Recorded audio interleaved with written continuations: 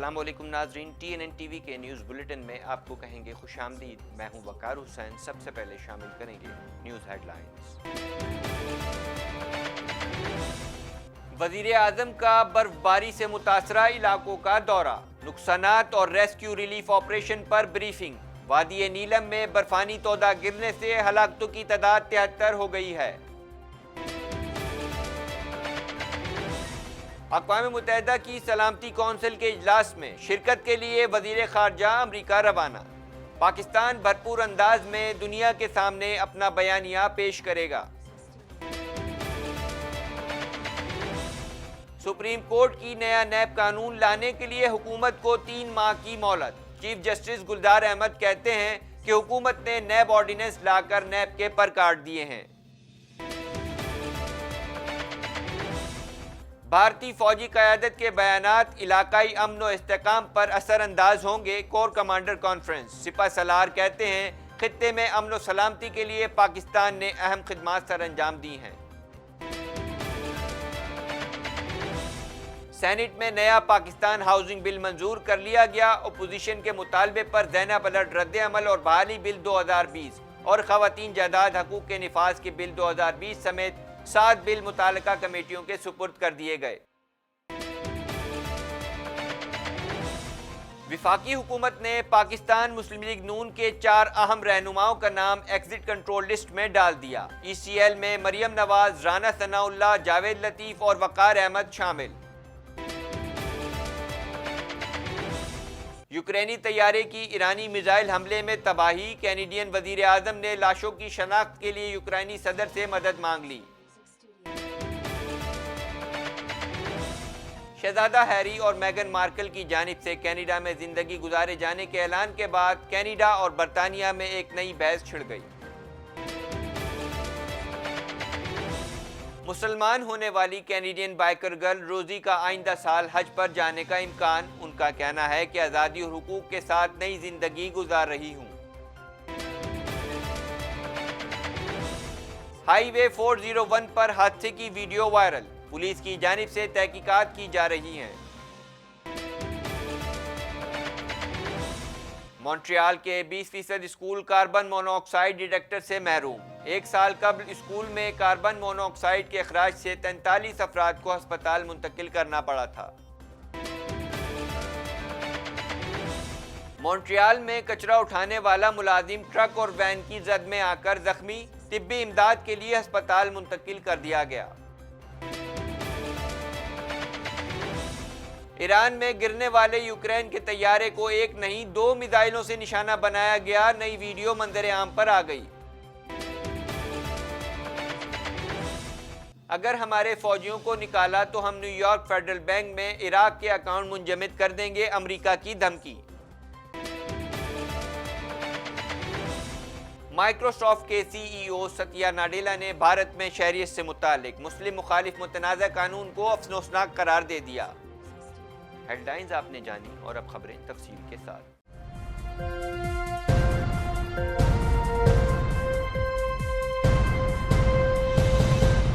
Bulletin میں آغاز کریں گے، بات کرتے ہیں وزیر اعظم عمران خان برف باری سے متاثرہ علاقوں کا دورہ کرنے کے لیے آزاد کشمیر کے دارالحکومت مظفر آباد پہنچے۔ حکومت نے متاثرین کے لیے 2 کروڑ 60 لاکھ روپے امداد کی رقم جاری کر دی۔ مزید جانتے ہیں اس رپورٹ میں۔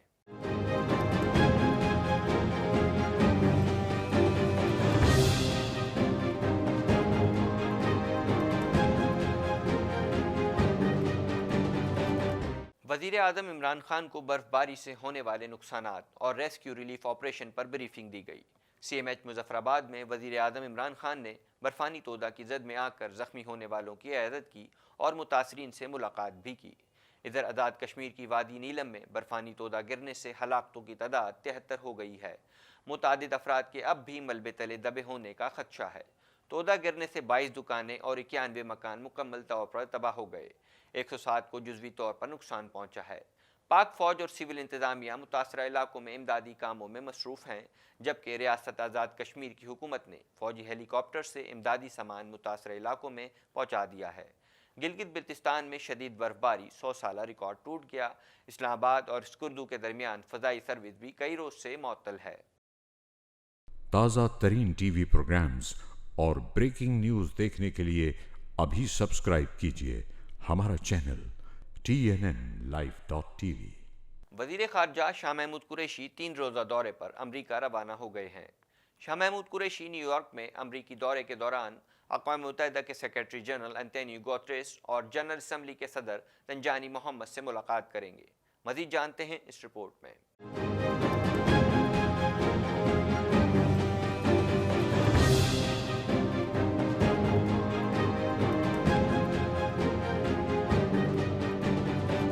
मकबूजा कश्मीर की कशीदा सूरत हाल और लाइन ऑफ कंट्रोल पर इश्तियाल अंगेज़ी के हवाले से अक़वाम मुत्तहिदा की जनरल असम्बली का एक अहम इजलास होने जा रहा है। गुज़िश्ता 6 माह के दौरान दूसरी मरतबा अक़वाम मुत्तहिदा की सलामती कौंसिल का इजलास हो रहा है। इससे कबल गुज़िश्ता साल अगस्त में तकरीबन 50 बरस बाद मकबूजा कश्मीर की संगीन सूरत हाल पर सलामती कौंसिल का हंगामी इजलास तलब किया गया था, जिसमें मकबूजा वादी में इंसानी हुकूक की खिलाफ वर्जियों पर तबादला ख्याल किया गया था। तर्जुमान दफ्तर खारजा का कहना है कि वज़ीर खारजा शाह महमूद कुरैशी 15 ता 17 जनवरी वाशिंगटन और न्यूयॉर्क के दौरे पर होंगे। वो सेक्रेटरी जनरल समेत UN क़यादत से मुलाकात करेंगे, जबकि 16 और 17 जनवरी को वाशिंगटन में अमरीकी हम मनसब माइक पॉम्पियो से मुलाकात होगी। वज़ीर खारजा अमरीकी कौमी सलामती के मुशीर रॉबर्ट ओब्रायन और दीगर हुकाम से भी मुलाकातें करेंगे। दफ्तर खारजा के मुताबिक वज़ीर खारजा के दौरा अमरीका का मकसद मशरिक़ वस्ता में जारी कशीदगी में कमी की कोशिश है। शाह महमूद कुरैशी अमरीकी हुकाम के साथ मुलाकातों में मकबूजा कश्मीर की सूरत हाल और कश्मीरियों पर भारतीय मज़ालिम से भी आगाह करेंगे। ताज़ा तरीन टीवी प्रोग्राम्स और ब्रेकिंग न्यूज़ देखने के लिए अभी सब्सक्राइब कीजिए हमारा चैनल TNNlive.tv। अदालत उज़्मा ने नया नैब कानून लाने के लिए हुकूमत को 3 माह की मोहलत दे दी। चीफ जस्टिस गुलजार अहमद कहते हैं, उम्मीद है नैब के हवाले से मुनासिब कानून पार्लियामेंट से मंजूर होगा और हुकाम नैब कानून से मुतालिक मसले को हल कर लेंगे। मज़ीद जानते हैं इस रिपोर्ट में।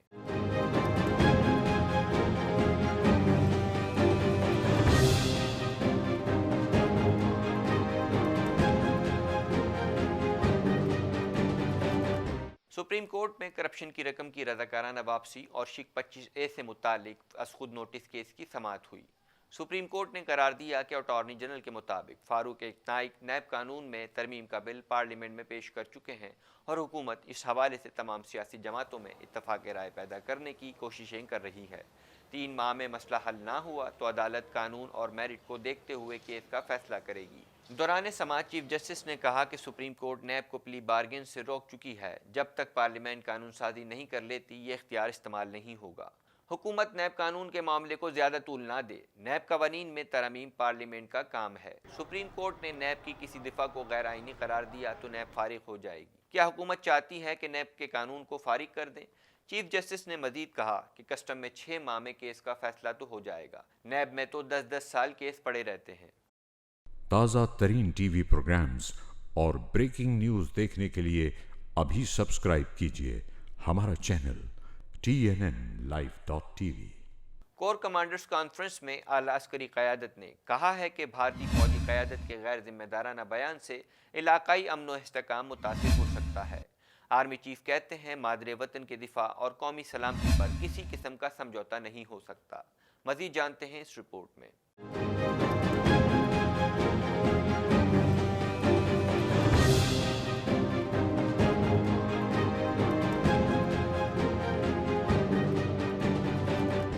तर्जुमान पाक फौज की जानिब से जारी बयान के मुताबिक army chief general Qamar Javed Bajwa की ज़ेर सदारत कोर कमांडर कॉन्फ्रेंस हुई, जिसमें कौमी सलामती, जियो स्ट्रेटेजिक और इलाकाई सिक्योरिटी, मकबूजा कश्मीर और लाइन ऑफ कंट्रोल की सूरत हाल का जायज़ा लिया गया।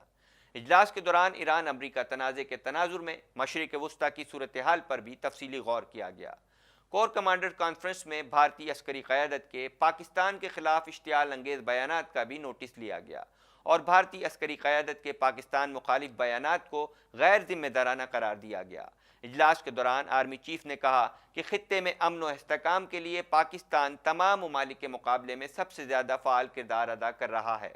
वतन अजीज़ के दिफा और मुल्की इस्तेहकाम के लिए अपना मुस्बत और जिम्मेदाराना किरदार अदा करते रहेंगे। ताज़ा तरीन टीवी प्रोग्राम्स और ब्रेकिंग न्यूज़ देखने के लिए अभी सब्सक्राइब कीजिए हमारा चैनल TNNlive.tv। قومی اسمبلی کے بعد سینٹ نے بھی نیا Pakistan housing and development authority bill 2019 منظور کر لیا۔ وزیر خارجہ کہتے ہیں کہ مقبوضہ کشمیر کی موجودہ صورتحال میں بھارت سے بات چیت ممکن نہیں۔ مزید جانتے ہیں اس رپورٹ میں۔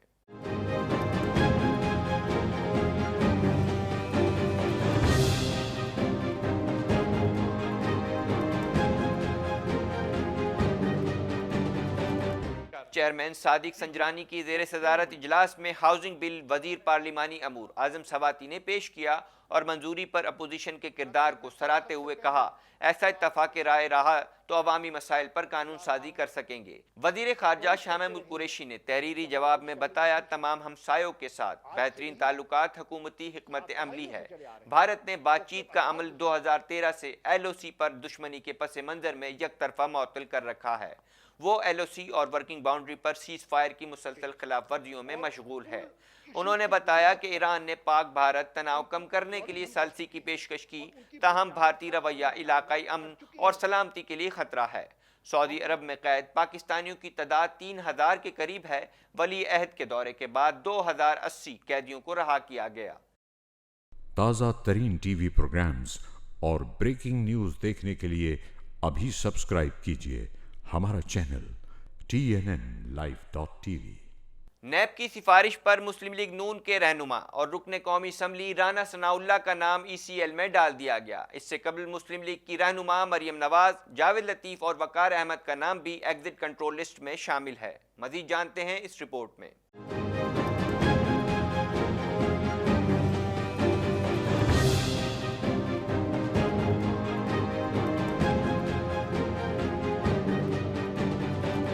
سابق صوبائی وزیر قانون رانا ثناء اللہ کا نام بھی ایگزٹ کنٹرول لسٹ میں ڈال دیا گیا ہے۔ اس سے قبل مسلم لیگ کی رہنما مریم نواز، جاوید لطیف اور وقار احمد کے نام ای سی ایل میں ڈالے گئے ہیں۔ خیال رہے کہ گزشتہ روز قومی احتساب بیورو کی سفارش پر مسلم لیگ نون کے رہنما جاوید لطیف کا نام بھی ای سی ایل میں ڈالا گیا تھا۔ کابینہ نے سرکولیشن سمری کے ذریعے نام ای سی ایل میں ڈالنے کی منظوری دی تھی۔ مریم نواز کا نام کابینہ کی ذیلی کمیٹی برائے ای سی ایل نے چودھری شوگر مل کیس میں ای سی ایل میں شامل کرنے کے لیے سفارش کی تھی، جس کی کابینہ نے منظوری دی۔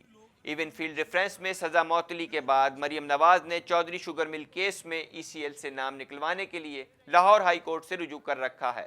لاہور ہائی کورٹ مریم نواز کا پاسپورٹ واپس کرنے اور نام ای سی ایل سے نکالنے کی درخواست 15 جنوری کو سماعت کے لیے مقرر کر چکی ہے۔ خیال رہے کہ 26 دسمبر کو منشیات برآمدگی کیس میں لاہور ہائی کورٹ نے لیگی رہنما رانا ثناء اللہ کو ضمانت پر رہا کر دیا تھا۔ تازہ ترین ٹی وی پروگرامز اور بریکنگ نیوز دیکھنے کے لیے ابھی سبسکرائب کیجیے ہمارا چینل TNNLive.tv۔ مزید خبریں بھی بولیٹن کا حصہ ہوں گی مگر اس بریک کے بعد۔